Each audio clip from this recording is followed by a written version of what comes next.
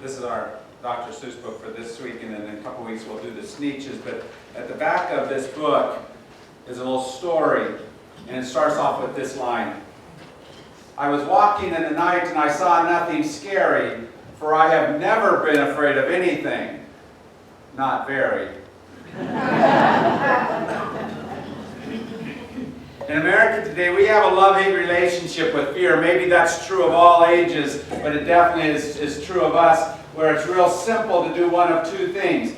Either we put on those t-shirts from the company in the 90s that say, "No fear," and we act as if we have nothing and not to be afraid of. And you've seen those t-shirts, haven't you? And they have all kinds of slogans about what you're not afraid of. And they've been embraced especially by folks that are doing those extreme sports. And today they're an official sponsor of, for example, the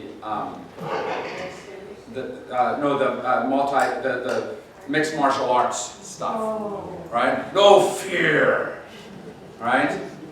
But we've all been taught not to fear, haven't we? I don't know about you, but in some ways I've been taught that since I was just a little kid. Is it on better? That's better. All right. Don't fear. Be a big boy. Don't fear. Be a big girl. Don't be afraid. We hear that so often that sometimes we forget that fear is important. But the other side is that sometimes we tell each other fear things that don't need to be feared. We, on a regular basis, tell ourselves stories about what we should be fearful of, whether or not it has any basis in truth or not. I think on a regular basis today, we're doing stories where we're giving money to people to go find out the problem with this thing. And on a regular basis, we hear this. There's this slim chance that doing this will cause. You've seen that, haven't you? If you do this, then you'll get this. If you do that, this will be the result. And so we begin to fear. Right? Have you ever done a weight loss thing? It tells you to fear something. Doesn't it? So you don't eat the sugar, don't drink the caffeine, or don't do this, and it tells you what you shouldn't do, what you should be fearful of. And it's not that they're not based in truth, but sometimes that fear gets extended beyond. Doesn't it? One of the problems of fear, as well as one of its great gifts of who we are as human beings, is that idea of anticipation. That the fear doesn't actually have to do anything to us for us to anticipate what might happen. Right? And that anticipating of what might happen sometimes causes the same emotional stuff to go on inside of us as if something really had happened. Whether or not we should be fearful, whether or not we have cause to be fearful of that thing, we allow it to affect us as if.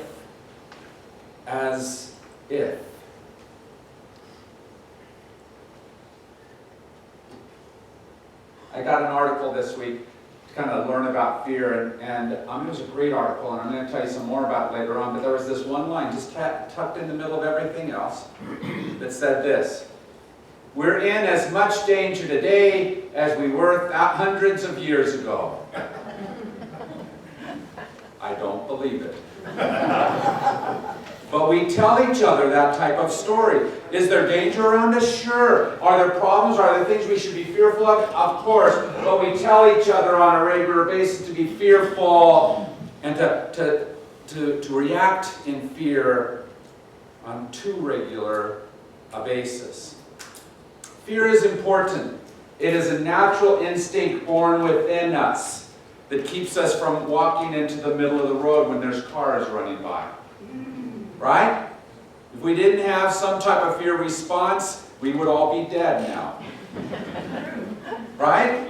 And so fear is an important thing that happens within us. It's built within us, but the problem is that we fine-tuned it in certain ways too much. In ways that make it so that we are fearful too often. or we are busy trying not to be fearful. So we've ceased listening and having a good relationship to each other because of that fear. For isn't one of the things we fear about the most each other? Isn't that what causes much of the fear to enter into us? That as you do something, or your kind of people, or whatever it is, have done something to us, I begin to be fearful more often. I hear the stories about what they do, and I fear them more and more. And that fear actually legitimizes within me a cause to push you away, to run from you. And that's not the way of God. What does God call us to do?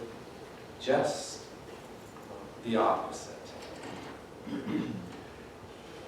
The name of our book is What Was I Scared Of? And it's a cool little book about this guy who says at the beginning, I was walking in the night and I saw nothing scary, for I have never been afraid of anything, not very. Then I was deep within the woods when suddenly I spied them. I saw a pair of pale green pants with nobody inside them. I wasn't scared, but yet I stopped. How could those pants be there for? What could a pair of pants at night be standing in the air for? And then they moved. Those empty pants, they kind of started jumping, and then I admit, my heart, it kind of started thumping. So I got out fast, as fast as I could, sir. I wasn't scared, but pants like that I did not care for. No, sir. After that, a week went by, then one day in dark Greenwich, I had an errand to do there and fetch some Greenwich spinach. Well, I had fetched that spinach and I started back to town when those pants raced around a corner and they almost knocked me down. And the next night I was fishing for double trout on Hoover River when those pants came rowing towards me, and when I started in to shiver, I ran and found a brickle bush. I hid myself away. I got brickles in my britches, but I stayed there anyway. Have you ever been there with your fear? Yeah. I stayed all night the next night too. I'd be there still, no doubt, but I had to do an errand, so the next night I went out. I had to do an errand, had to pick a peck of snide in a dark and gloomy snide field that was almost 9 miles wide, and I said, I do not fear those pants with nobody inside them. I said and said and said those words. I said them, but I lied them. Then I reached inside a snide bush. And the next thing that I knew, I felt my hand touch someone, and I'll bet you know who. And there I was, caught in the snide, and in that dreadful space, those spooky empty pants and I were standing face to face. I yelled for help, I screamed, I shrieked, I howled, I yelled, I cried. Oh, save me from these pale green pants with nobody inside. Then a strange thing happened. Why, those pants began to cry, those pants began to tremble. They were just as scared as I. I never heard such whimperings, and I began to see that I was just as strange to them as they were strange to me. I put my arm around their waist and sat right down beside them. I calmed them down, the poor empty pants with nobody inside them. And now we meet quite often, those empty pants and I. And we never shake or tremble. We both smile and we say hi. Is that a great book?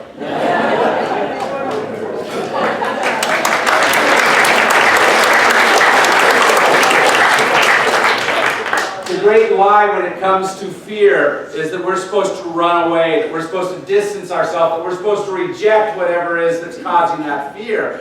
And the great truth of God is that when we are fearful, when that fear response is invoked, the best thing to do is not run away, but to find a reason to cautiously step forward.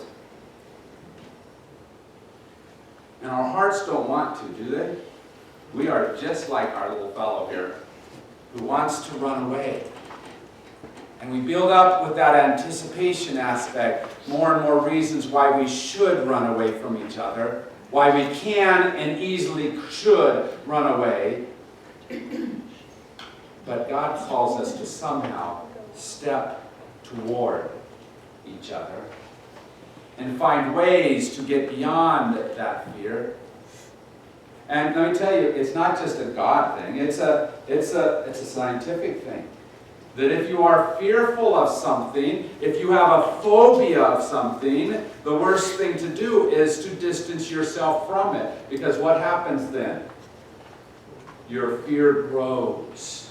The phobia becomes larger and larger, and you have more and more reasons within your head why you should continue that distance or further it.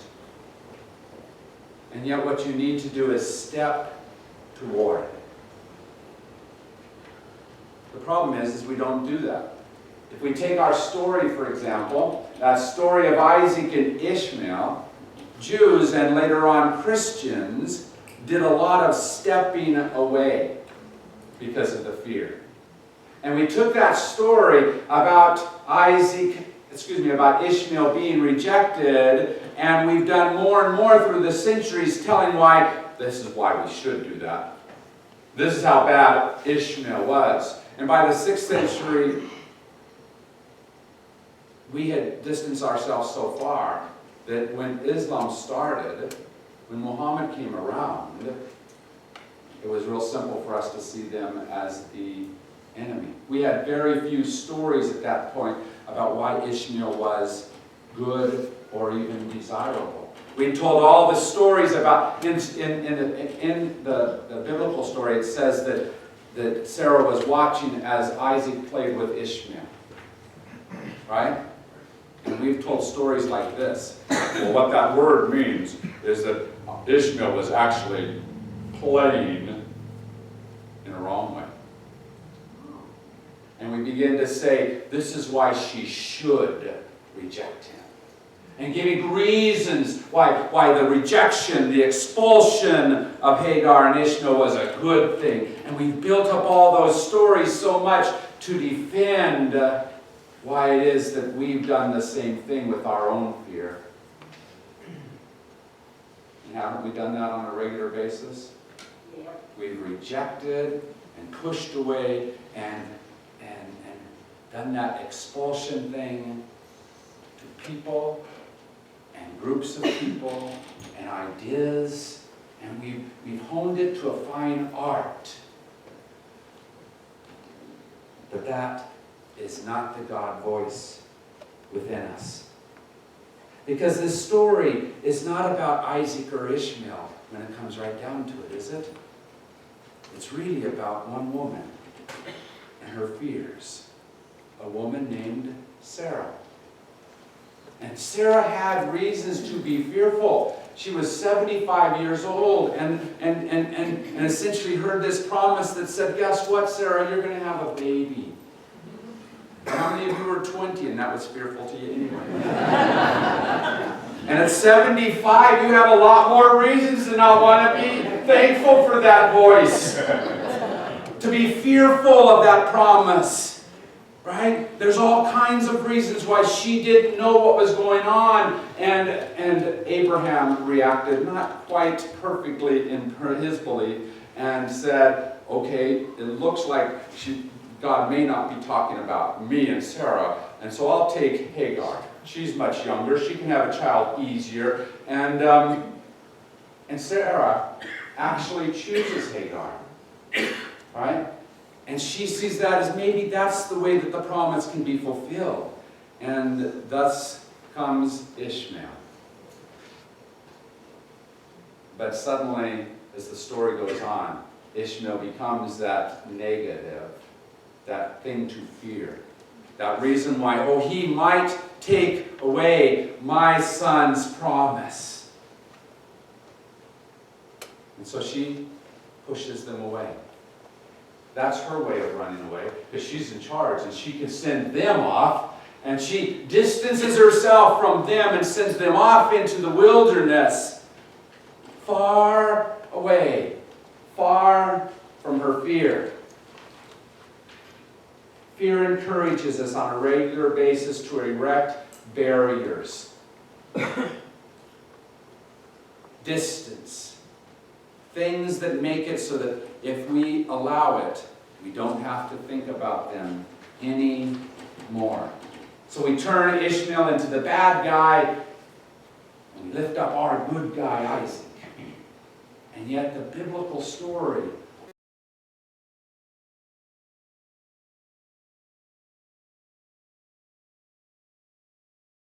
more chapters, it tells of the end of Abraham's life.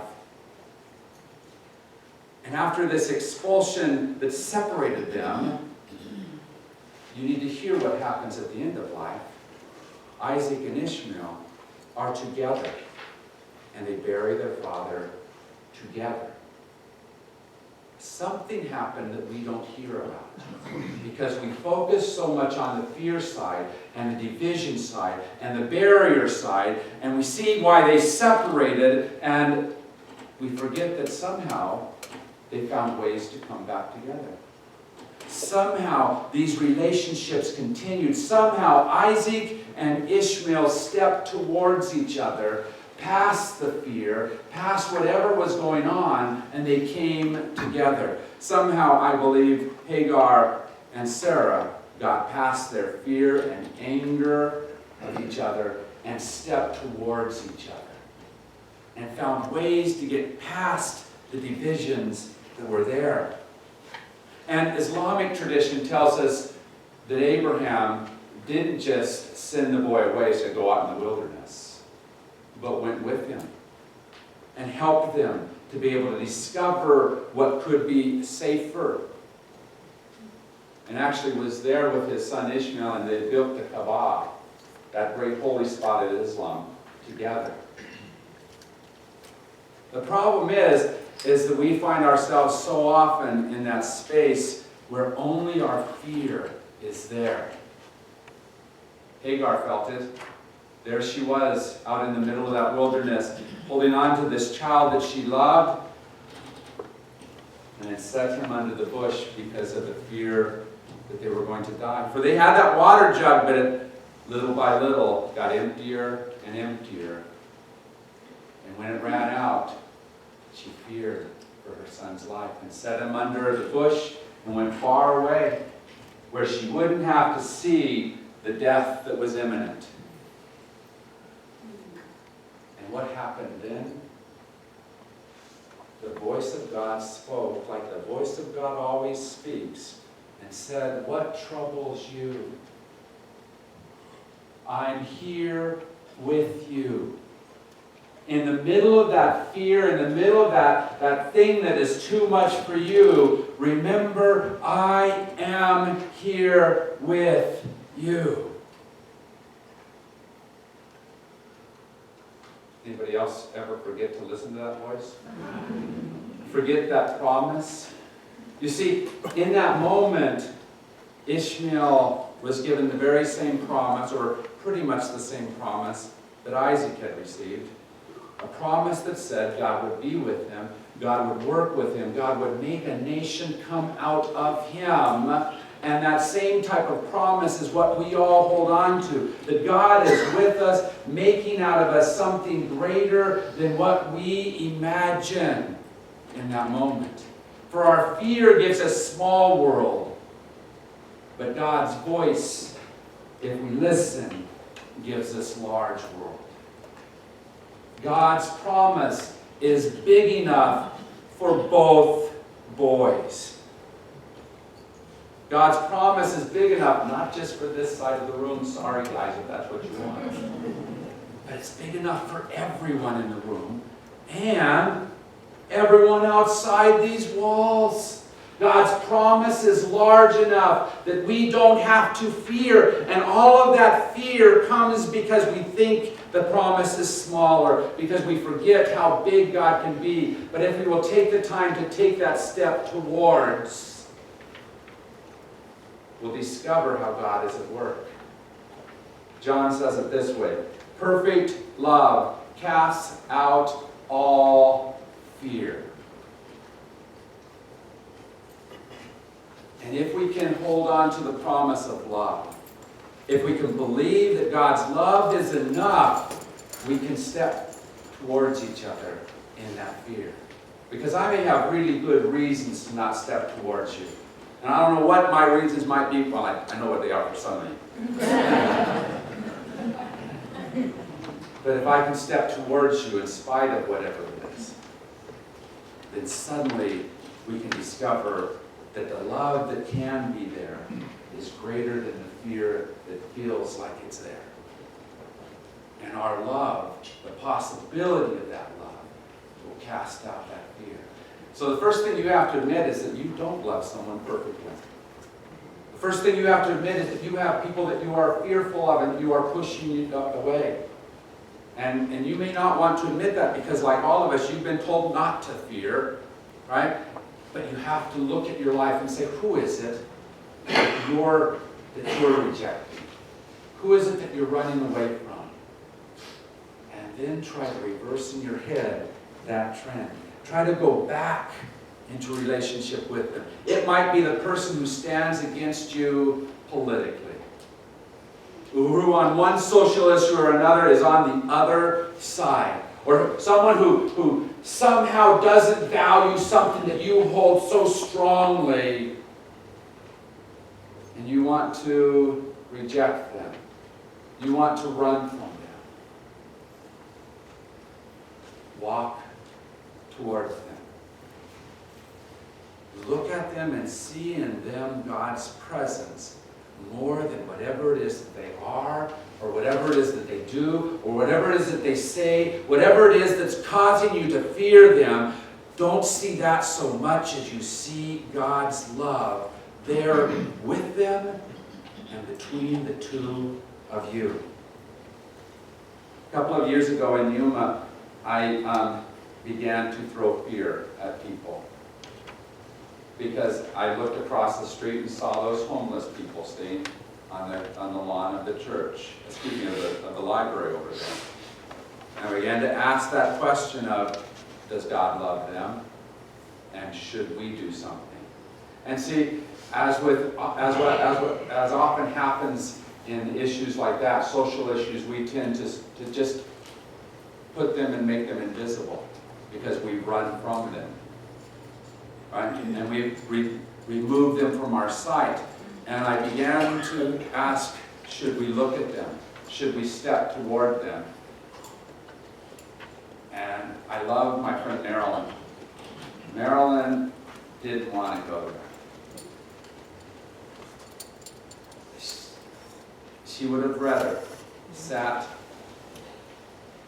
in her blindness, in her turning away, in her running away, over here in that safe, comfortable space that she'd been in. But she turned and began to take those hesitant steps.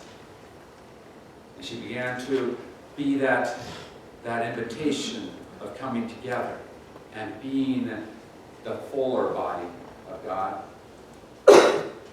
And this, just a couple months ago, I received a letter from one of the young men who came to us one day. His name was Jeff. He wrote this. He said, "Good morning, Pastor. I don't know if you remember me. Your church bailed me and my brother out of a rainstorm by putting us up at the Regal Lodge. I'll never forget that. And I ask God for a special blessing on you and on First Methodist of Yuma. I recently completed a 9-month drug and alcohol spiritual growth program, and I'll soon be returning to Yuma. And I would like to have membership in such a church as yours." You see, on a regular basis, we can run away, which tells them that we don't think they're worthy of God's love. or somehow we can look in the middle of our fear and walk towards them and see in them that spark of God which allows them to see it in themselves. We can be that spark of God in our relationship that allows us to get beyond whatever that fear is that's dividing us, whatever it is that's causing us to hesitate, whatever it is that's causing us to not want to go that way. If we can be brave enough and remembering enough of God's love that we step towards them, suddenly we allow that possibility for them. The voice called out, "What troubles you, Hagar?" And it calls to Sarah as well. "What troubles you, Sarah?" And to Isaac and Ishmael and Abraham it calls out, "What troubles you?" And to each of us it says the same thing. I am there with you in the midst of whatever it is that you fear. Whatever it is that causes your heart to quake, I'm there with you in the middle of it. Step towards it. For I will never, ever leave you alone. Amen. There are hundreds, even thousands of reasons to run away. But there's one reason to walk forward. Because God loves that person every bit as much as God loves us. Amen? Amen.